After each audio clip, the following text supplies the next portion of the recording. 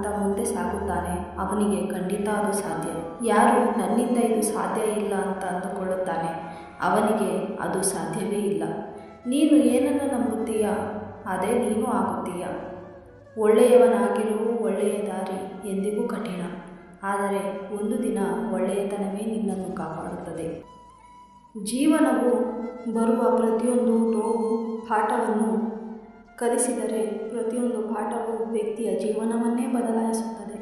ನಿನ್ನ ಅಂತರಾತ್ಮವನ್ನು ಬೇರೆಯವರ ಬಾಹ್ಯ ನೋಟದೊಂದಿಗೆ ಹೋಲಿಕೆ ಮಾಡಿಕೊಳ್ಳಬೇಡ.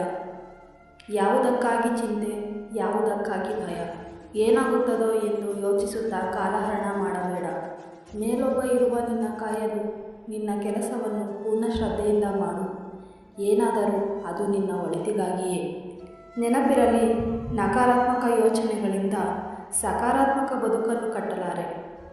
ಮಾತು ಮನುಷ್ಯನ ಗೆಲ್ಲುವಂತೆ ಇರಬೇಕು, ಕೊಲ್ಲುವಂತೆ ಇರಬಾರದು. ಕತ್ತಿಗಿಂತ ಹರಿತವಾದದ್ದು ಮಾತು. ಅದನ್ನು ತುಂಬ ಜಾಗರೂಕತೆಯಿಂದ ಉಪಯೋಗಿಸಬೇಕು. ಶ್ರೀಕೃಷ್ಣ ಹೇಳುತ್ತಾರೆ, ಬದುಕಿನ ಎಲ್ಲ ಸಮಸ್ಯೆಗಳಿಗೆ ನಿನ್ನ ಆಲೋಚನೆಗಳೇ ಕಾರಣ. ನಿನ್ನನ್ನು ನೀನು ಅರಿತರೆ ನಿನ್ನ ಬದುಕಿನ ಸತ್ಯ ನಿನಗೆ ತಿಳಿಯುವುದು. ಬೇರೆಯವರನ್ನು ಅರಿಯಲು ಕಾಲಹರಣ ಮಾಡಬೇಡ. ಇಲ್ಲಿ ನೀನೇ ನಿನ್ನ ಮಿತ್ರ, ನೀನೇ ನಿನ್ನ ಶತ್ರು. ನಿನ್ನನ್ನು ನೀನು ಖುಷಿಪಡಿಸು, ನಿನ್ನ ಅರಿಯದವರ ಚಿಂತೆ ಬಿಡು. ಜೀವನದಲ್ಲಿ ಎದುರಾಗುವ ಕಷ್ಟಗಳನ್ನು ಸವಾಲಾಗಿ ಸ್ವೀಕರಿಸು. ಗೆದ್ದರೆ ಮುಂದೆ ಸಾಗುವೆ, ಸೋತರೆ ಒಳ್ಳೆಯ ಪಾಠ ಕಲಿಯುವೆ.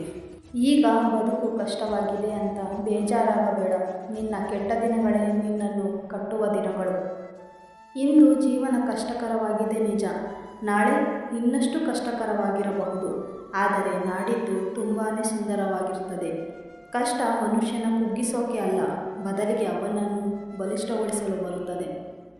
ಜೊತೆಗೆ ಇದ್ದವರು ಬದಲಾಗುತ್ತಿದ್ದಾರೆ ಎಂದು ಬೇಸರಗೊಳ್ಳಬೇಡ. ಬದಲಾಗುವವರು ಆಗಲೇ ಬಿಡು. ಜನರು ಬಣ್ಣ ಬದಲಾಯಿಸಿದರೆ ದೇವರು ಸಮಯವನ್ನೇ ಬದಲಾಯಿಸುತ್ತಾರೆ. ಕೆಲವೊಮ್ಮೆ ಸಣ್ಣ ಪುಟ್ಟ ತಪ್ಪುಗಳು ಮತ್ತು ತಪ್ಪು ನಿರ್ಧಾರಗಳೇ ಜೀವನವನ್ನು ಹಾಳು ಮಾಡಿಬಿಡುತ್ತವೆ. ದಾರಿ ಕಾಣುತ್ತಿಲ್ಲ ಎಂದು ದೇವರನ್ನು ದೂರಬೇಡ. ಸ್ವಲ್ಪ ತಾಳ್ಮೆಯಿಂದ ಕಾದು ನೋಡು. ದೇವರು ನಿನಗಾಗಿ ಒಂದು ಹೊಸ ದಾರಿಯನ್ನೇ ಸೃಷ್ಟಿಸುತ್ತಿರಬಹುದು. ಬದಲಾಗು. ನಿನ್ನಿಂದ ಇದು ಸಾಧ್ಯ ಇಲ್ಲ ಅನ್ನೋ ಕೂಗಿಗೋಸ್ಕರ ಬದಲಾಗು. ನಿನ್ನ ಕೈಲಿ ಏನೂ ಆಗೋಲ್ಲ ಅಂತ ಹೇಳಿದ ಜನರಿಗೆ ನಿನ್ನ ಗೆಲುವನ್ನು ತೋರಿಸಲು ಬದಲಾಗು. ನಿನ್ನ ಅವಮಾನಗಳಿಗೋಸ್ಕರ ಬದಲಾಗು. ನಿನ್ನ ಹತ್ರ ಏನೂ ಇಲ್ಲ ಅಂತ ನಿನ್ನ ಬಿಟ್ಟು ಹೋದವರಿಗೋಸ್ಕರ ಬದಲಾಗು. ನೀನು ಸೋಲಬೇಕು ಅಂತ ಕಾಯುತ್ತಾ ಇರೋರ ಮುಂದೆ ನಿನ್ನ ವಿಜಯ ತೋರಿಸಲು ಬದಲಾಗು. ನಿನ್ನ ಕನಸಿಗೋಸ್ಕರ ಬದಲಾಗು. ನೆನಪಿರಲಿ, ನೀನು ಬದಲಾಗದೆ ನಿನ್ನ ಜೀವನ ಬದಲಾಗೋದಿಲ್ಲ.